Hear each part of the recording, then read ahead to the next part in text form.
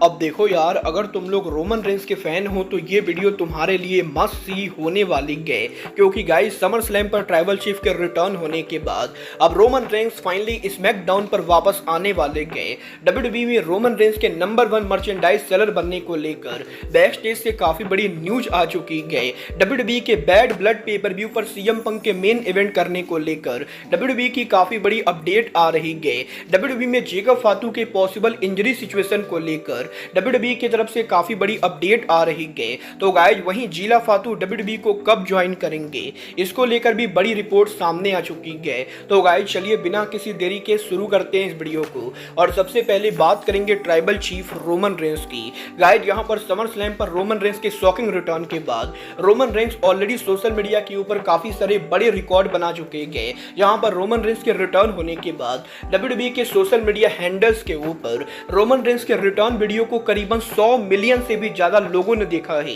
और गाइज यहाँ पर करीबन 10 करोड़ से ज्यादा लोग ऑलरेडी यहाँ पर रोमन रेंस के रिटर्न वीडियो को देख चुके हैं, जो यहाँ पर 2024 में और किसी रेसलर के मुकाबले अब तक की सबसे ज्यादा व्यूअरशिप है। बट गाइज सोशल मीडिया पर रोमन रेंस के रिटर्न वीडियो के रिकॉर्ड बनाने के बाद अब रोमन रेंस मर्चेंडाइज सेल को भी डोमिनेट कर रहे गए। गाइज यहाँ पर डब्ल्यूडब्ल्यूई के मर्चेंडाइज सेल के अंदर रोमन रेंस के रिटर्न होने के बाद वो करंटली डब्ल्यूडब्ल्यूई के नंबर 1 मर्चेंडाइज सेलर है। और गाइज करंटली डब्ल्यूडब्ल्यूई के टॉप 10 मर्चेंडाइज सेलर्स के अंदर रोमन रेंस करंटली 5 नंबर को डोमिनेट कर रहे गए, जहां पर Roman Reigns number 1, number 3, number 6, number 7 और नंबर 10 के ऊपर उनकी मर्चेंडाइज को सेल कर रहे गए। और गाइज टॉप 10 के अंदर सिर्फ यहां पर 5 मर्चेंडाइज तो रोमन रेंस के ही बिक रहे गए। बट गाइज यहां पर अब जब रोमन रेंस रिटर्न हो चुके हैं तो सबके मन में ये सवाल है कि रोमन रेंस टीवी के ऊपर वापस कब आएंगे। वेल डब्ल्यूडब्ल्यूई ने ऑफिशियली ये कंफर्म कर दिया है कि डब्ल्यूडब्ल्यूई के इसी हफ्ते के स्मैकडाउन के ऊपर ट्राइबल चीफ 4 महीनों के बाद डब्ल्यूडब्ल्यूई के टीवी पर रिटर्न करेंगे।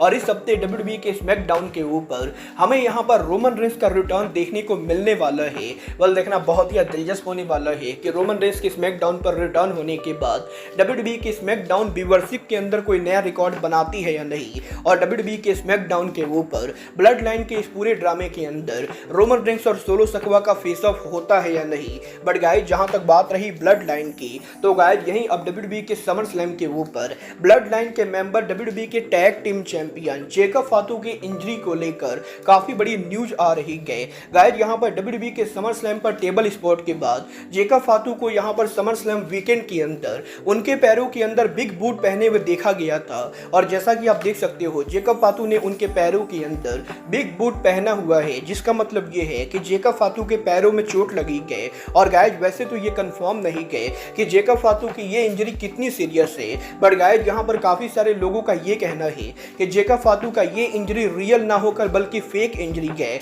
और ये यहाँ पर डब्ल्यूडब्ल्यूई के स्टोरी लाइन का हिस्सा है। बट गाइज वहीं सेम टाइम के ऊपर अब रेसलिंग ऑब्जर्वर डेव मेल्जर का ये कहना है कि जेकब फातू की इंजरी फेक ना होकर बल्कि रियल है। और डेव मेल्जर को ये नहीं पता है कि जेकब फातू की ये इंजरी कितनी सीरियस है। But guys definitely Jacob फातू summer slam के ऊपर इंजर्ड हुए हैं, और देखना ये दिलचस्प होने वाला है कि जेकब फातू जो कि करंटली टैग टीम चैंपियन है, उनके इंजर्ड होने के बाद वो ब्लड लाइन के इस पूरे ड्रामे में कैसे इन्वॉल्व होते गए। मतलब ये तो आने वाला टाइम बताएगा कि जेकब फातू की ये इंजरी फेक है या रियल है। बट गाइस चलिए फिलहाल आगे बढ़ते और बात करते हैं जेकब फातू के farmer tag team partner Umaga के बेटे जीला फातू की। गाइस यहाँ पर ये बात तो हम सभी लोगों को मालूम है, जब से यहाँ पर जेकब फातू ने डब्ल्यूडब्ल्यूई को ज्वाइन किया है तब से ही इस चीज को लेकर रूमर चल रही है कि जेकब फातू के बाद अब यहाँ पर हॉल ऑफ फेमर उमागा के बेटे जीला फातू भी डब्ल्यूडब्ल्यूई को ज्वाइन करेंगे, और वो यहाँ पर डब्ल्यूडब्ल्यूई के ब्लड लाइन को ज्वाइन करने वाले गए। गाइस यहाँ पर डब्ल्यूडब्ल्यूई के समर स्लैम के ऊपर जीला फातू ऑन स्क्रीन के ऊपर डेब्यू तो नहीं किए, बट गाइस डब्ल्यूडब्ल्यूई के समर स्लैम को देखने के लिए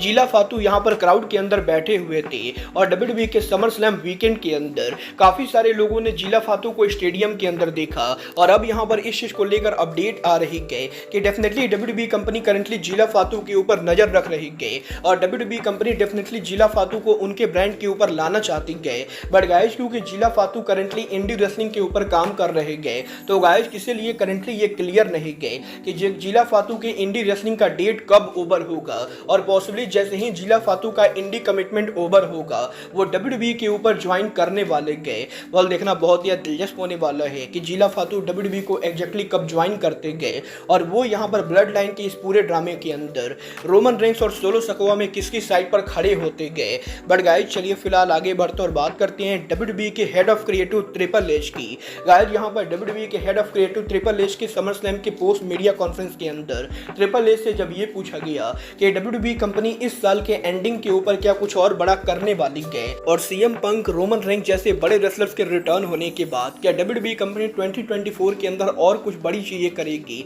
तो गाइज ट्रिपल एच जवाब देकर ये कहते गए कि WWE कंपनी ने अभी यहाँ पर 2024 का सिर्फ आधा साल पूरा किया ही और अभी यहाँ पर 2024 के अंदर करीबन 5 महीने बचे गए और ट्रिपल एच गारंटी से ये बोल सकते गए कि इस साल के एंडिंग पर WWE कंपनी कुछ और बड़ा प्लान कर रही है जो यहाँ पर रेसलिंग फैंस ने सोचा भी नहीं होगा। और अगर यहाँ पर WWE के फैंस को ये लगता है कि WWE ने 2024 की हर बड़ी अचीवमेंट कर ली है तो ट्रिपल एच लोगों को ये बताना चाहेंगे कि इस साल के एंडिंग जैसे होगा वो देखकर फैंस शॉक होने वाले गए। मतलब ये तो आने वाला टाइम बताएगा कि 2024 के एंडिंग के ऊपर ट्रिपल एच एग्जैक्टली कौन सी स्टोरी लाइन प्रोड्यूस करते गए। बट गाइस चलिए फिलहाल आगे बढ़ते और बात करते हैं WWE के upcoming pay per view WWE bad blood की। गाइस यहाँ पर ये बात तो मैं आपको ऑलरेडी बता चुका हूँ, WWE इस साल यहाँ पर उनके बैड ब्लड पेपर व्यू को वापस ला रही है और WWE के इस साल के बैड ब्लड पेपर व्यू के मेन इवेंट के ऊपर जो 2 रेसलर कंपीट करने वाले गए वो यहाँ पर सीएम पंक और ड्रू मैकिंटायर होंगे।